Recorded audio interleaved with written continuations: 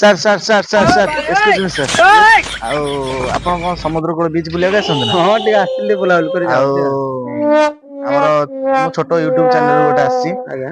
ଆଉ ଆମର ଦେଖନ୍ତୁ ଗୋଟେ ଛୋଟ ଭିଡିଓଟେ ବନା ହଉଛି ଆମର ମୋ କ୍ୟାମେରାମ୍ୟାନ ସିଏ। ଆଉ ଆଜ୍ଞା କୁହନ୍ତୁ ଆମର ଛୋଟିଆ ଉତ୍ତରଟେ ଗୋଟେ ଦିଅନ୍ତୁ।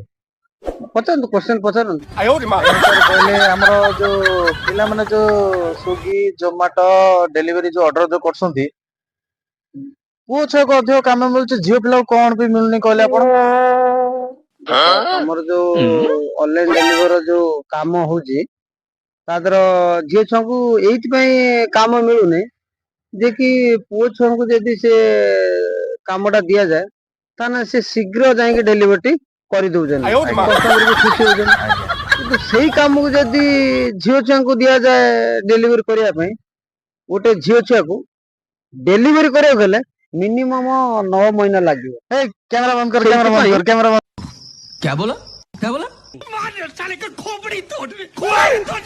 କର। ଆଉ ତାଙ୍କୁ ଝିଅ ଛୁଆଙ୍କୁ କ୍ୟାମେରା ବନ୍ଦ କାମ କର। ଦିଆଯାଏ।